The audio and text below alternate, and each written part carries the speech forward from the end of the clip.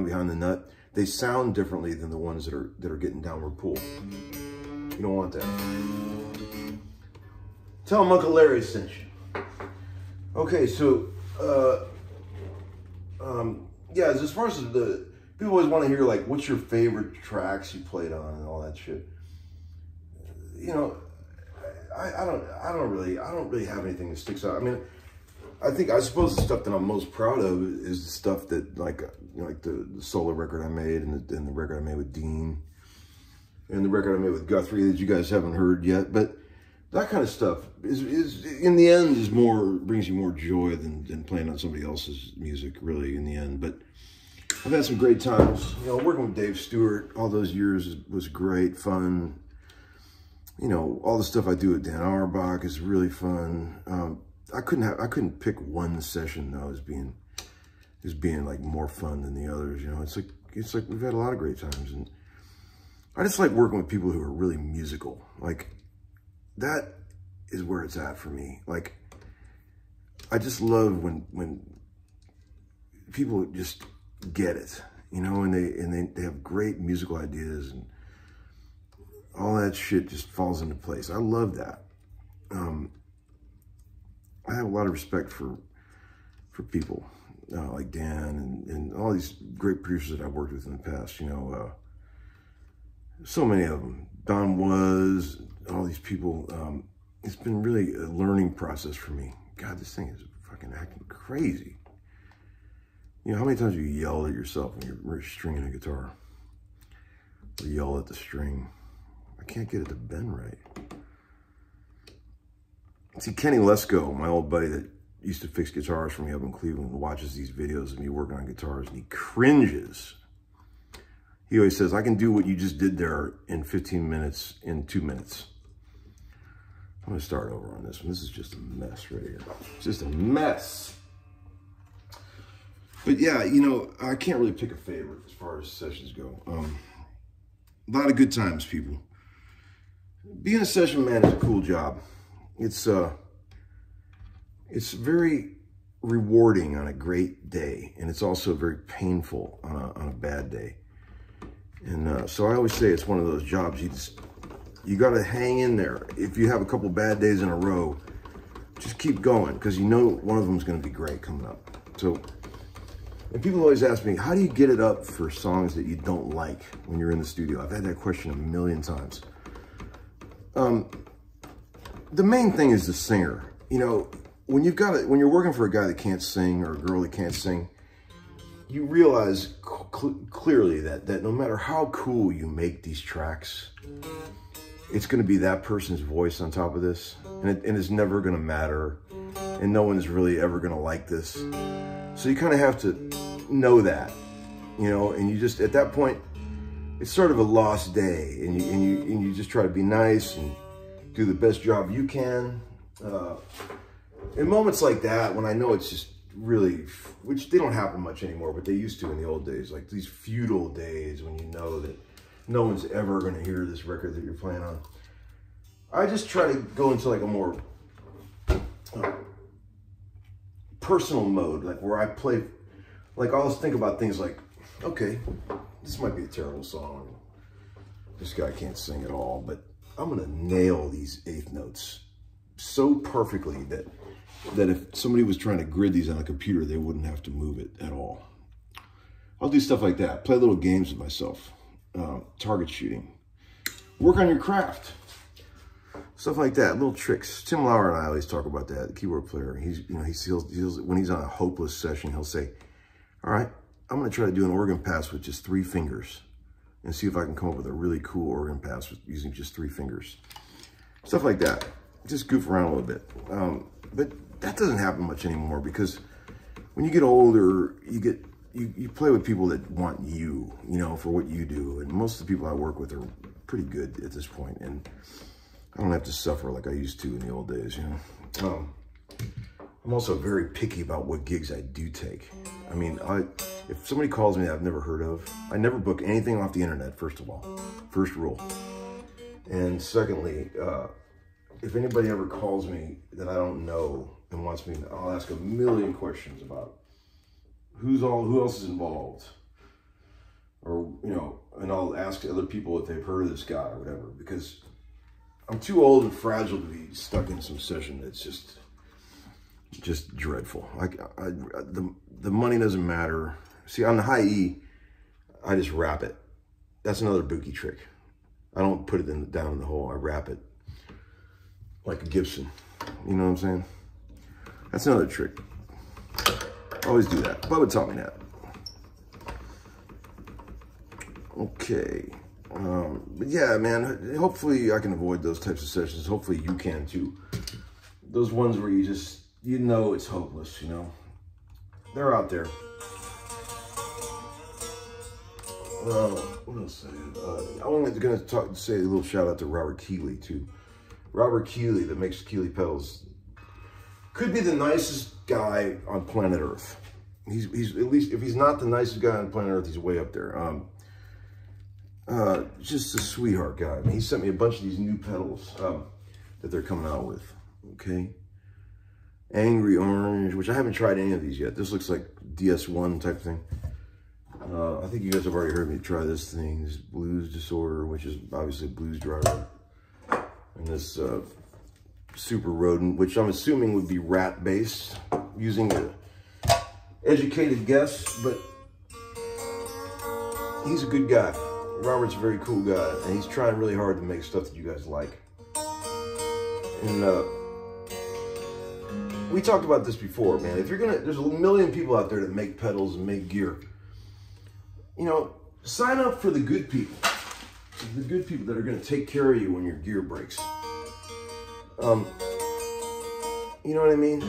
Robert's a good guy. He's never going to leave anybody stranded. If you got some problem with something that he made, he's going to fix it for you.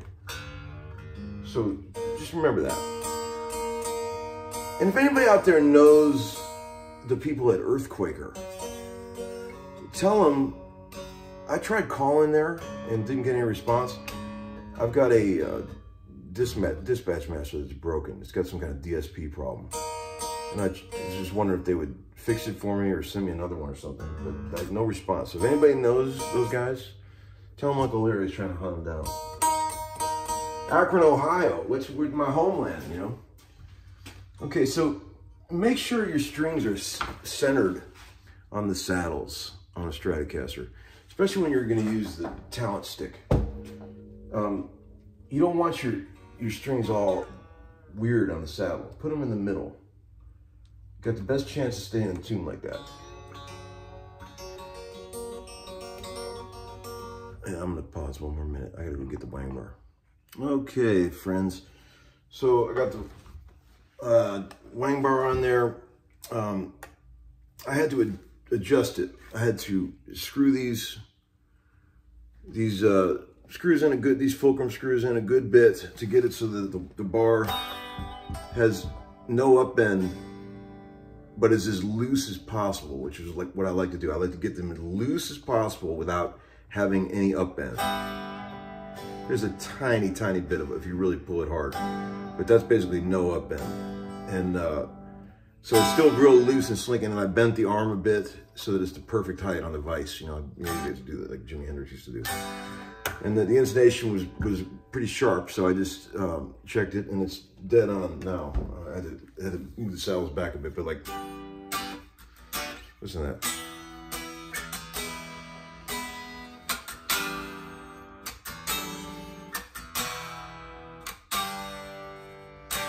I mean, how in tune can you get?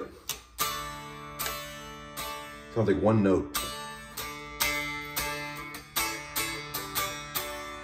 So anytime you get a guitar dead in tune, well, see, first I had to lower the neck pickup too because I was getting a lot of magnet pull from that. And you can always tell when you're getting magnet pull by looking at the way that the waves are on the strobe. If it looks a little wobbly, that means you're getting too much magnet pull. So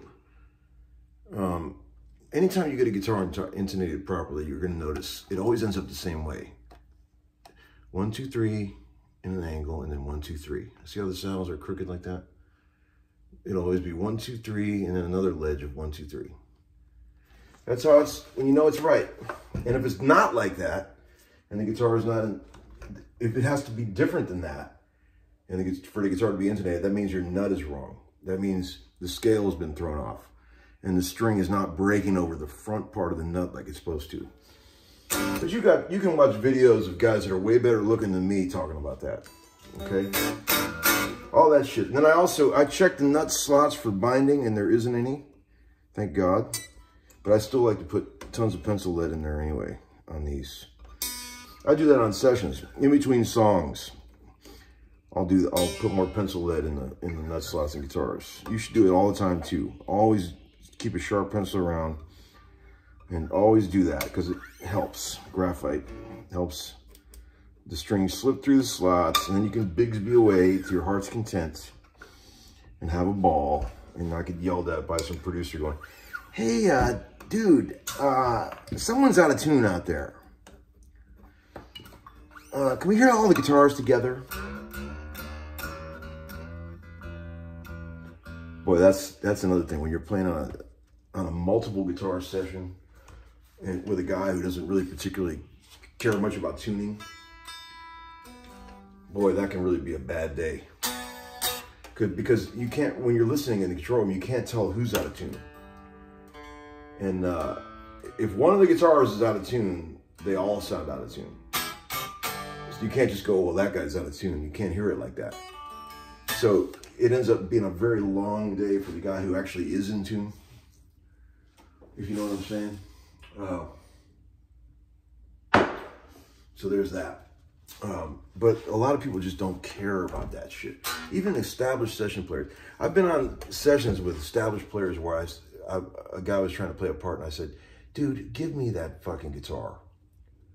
And in a loving way, I would take the guitar away from them and intonate it for them right there while they're trying to play their part. It's happened, people, because I don't care. And people either love me for that kind of stuff or they hate me. And it's a very polarizing line. Right down the middle, I would say.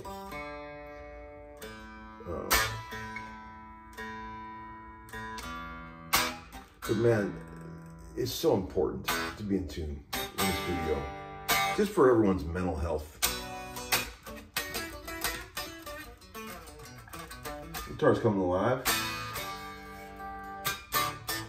He likes his action about where I put mine. Kind of lowish, but not too low.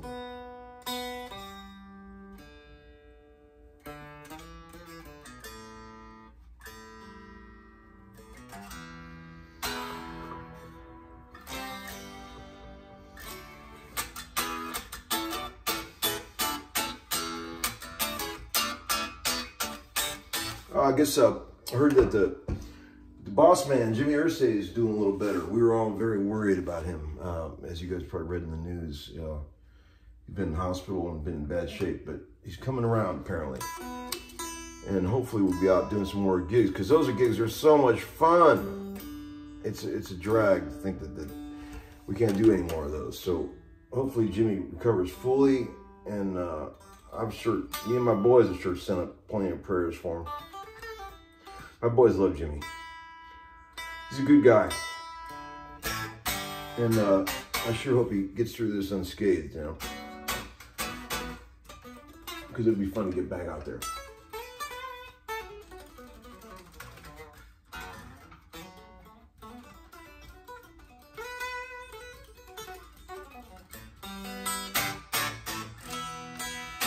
All right, I can't think of anything else to bitch about. I think this guy's gonna love this thing.